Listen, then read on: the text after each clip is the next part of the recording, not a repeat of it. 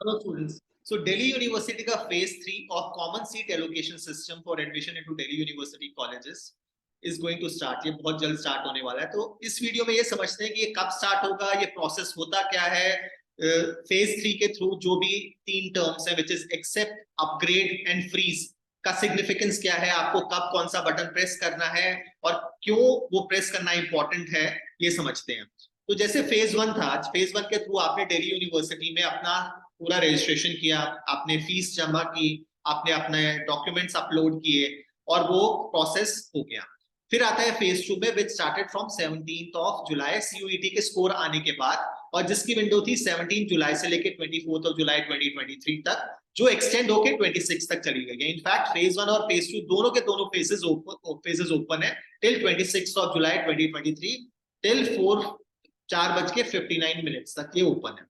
अब आपको ये दोनों फेज 2 के थ्रू आपको अपनी नॉर्मलाइज स्कोर के हिसाब से आपको अपनी प्रेफरेंस शीट से मतलब ये है कि आप दिल्ली यूनिवर्सिटी में कौन सा कोर्स कौन से कॉलेज में करना चाहते हैं, जिसके लिए आप एलिजिबल हो, वो आपको अपलोड करना पड़ेगा दिल्ली यूनिवर्सिटी की website which is common seat allocation system के पोर्टल पे, विच इज ugadmission.uot.ac.in में। तो ये आपको 27 तारीख तक 26 तक करना है। 27 को आपकी प्रेफरेंस शीट ऑटोमेटिकली लॉक हो जाएगी। ये होता है फेज 2। अब 29 को एक सिमुलेटेड मेरिट लिस्ट आएगी, जिसके बाद 29 और 30 के बीच में आप अपनी प्रेफरेंस लिस्ट को रीअसाइन या रीएलोकेट कर सकते हैं, ऊपर नीचे कर सकते हैं कि मेरी मेरिट लिस्ट में मैं इस कॉलेज में एडमिशन हो सकता है या नहीं हो सकता है। इस हिसाब से आप उस लिस्ट को चेंज कर सकते हो। 1 अगस्त 2023 को, it's very important date for you, आपको आपकी प्रेफरेंस शीट के हिसाब से जो भी आपको आपकी मेरिट लिस्ट के हिसाब से कॉलेज और कोर्स असाइन होगा, वो लिस्ट वो आपको दिख जाएगा आपके पोर्टल में। मतलब आपके पोर्टल में ये आ जाएगा कि आपको रैंक नंबर 1 का कॉलेज मिल रहा है या रैंक नंबर 8 का मिल रहा है, जो भी आपने अपनी प्रेफरेंसेस में लिखा था।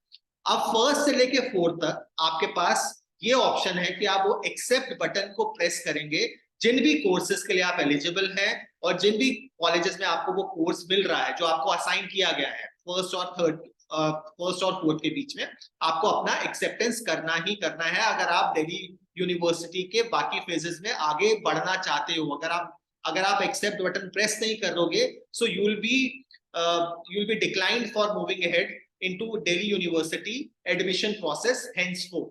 तो एक्सेप्ट बटन प्रेस करना बहुत ज्यादा इंपॉर्टेंट है अगर आप दिल्ली यूनिवर्सिटी में किसी भी कोर्स में एडमिशन लेना चाहते हो अंडर ग्रेड प्रोग्राम के लिए।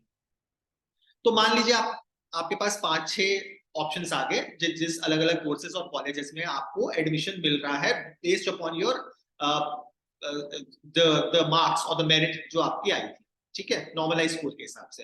अब 1 से 4 के बीच में आपने बेस्ट कॉलेज और कोर्स जो था आपने उसमें एक्सेप्ट बटन प्रेस कर दिया। जैसे ही आप एक्सेप्ट बटन प्रेस करेंगे, आपके सारे डॉक्यूमेंट्स जो आपने फेज 1 में अपलोड किए थे CSAS पोर्टल में, वो उस कॉलेज के पास ऑटोमेटिकली चले जाएंगे फॉर वेरिफिकेशन। वो डॉक्यूमेंट्स वेरीफाई हो जाएंगे। वो डॉक्यूमेंट वेरीफाई करने के लिए 5th तक वो वेरीफाई हो जाएंगे। उसके बाद 6 तक आपको अपनी फीस जमा करनी है और फीस जमा करके ही आपकी सीट फाइनलाइज होगी। 6 तक ये हो गया, ठीक है, डन हो गया ये। अब उसके बाद आपके पास ऑप्शन आएगा, 2 ऑप्शंस आएंगे आपके पास, 2 बटन दिख रहे होंगे, 1 is freeze and number 2 is upgrade. अगर आपको बेस्ट कॉलेज जो आपका ड्रीम कॉलेज था, जो टॉप में रखा था, वो आपको मिल गया और उसके ऊपर कोई कॉलेज भी नहीं था आपकी प्रेफरेंसेस में, तो आप फ्रीज कर देंगे और आपकी सीट कंफर्म हो जाएगी और आपका एडमिशन कंफर्म हो जाएगा उस कॉलेज के लिए, उस कोर्स के लिए जो आपका ड्रीम कॉलेज था, जो आपका टॉप में आ रहा। दूसरा ऑप्शन ये कि मान लो आपको 1st, 2nd, 3rd, 4th number का कॉलेज नहीं मिला, आपको बेस्ट कोर्स नहीं मिला, लेकिन जो आपकी प्रेफरेंसेस में आपने दिया हुआ था, और आपने बोला कि अब मैं अपग्रेड के लिए जाता हूं। अगर आप अपग्रेड के लिए भी जाना चाहते हो, तब भी आपको एक्सेप्ट बटन प्रेस करना इंपॉर्टेंट है। अगर आप एक्सेप्ट बटन प्रेस नहीं करोगे तो आप अपग्रेड के लिए नहीं जा सकते हो। बहुत सारे स्टूडेंट्स ऐसे हैं, वो बोलते हैं कि यार हमें तो अपग्रेड के लिए जाना है, तो हम एक्सेप्ट बटन प्रेस ही क्यों करें। नहीं, अगर आप अपग्रेड के लिए भी जाना चाहते हो तो भी आपको एक्सेप्ट करना, जो भी आपको असाइन किया गया है दिल्ली यूनिवर्सिटी के फेज 2 के थ्रू कॉलेज, उसको एक्सेप्ट करना बहुत इंपॉर्टेंट है। And then only you will be eligible for going for upgrade of college, ठीक है। अब आपने फ्रीज नहीं किया, आपने अपग्रेड कर दिया और आपके पास टॉप में 4 कॉलेज और थे, आपको 5th कॉलेज मिला हुआ है।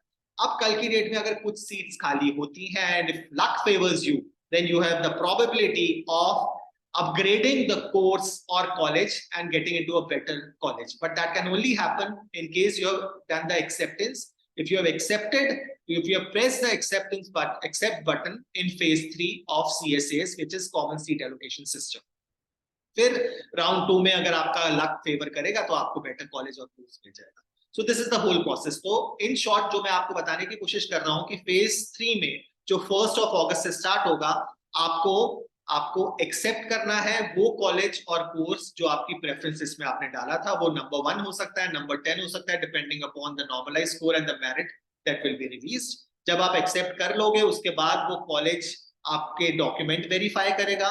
डॉक्यूमेंट वेरिफिकेशन के बाद अगर आपके डॉक्यूमेंट वेरीफाई हो जाते हैं then it will be asking for the fees. फिर आप फीस पे करेंगे.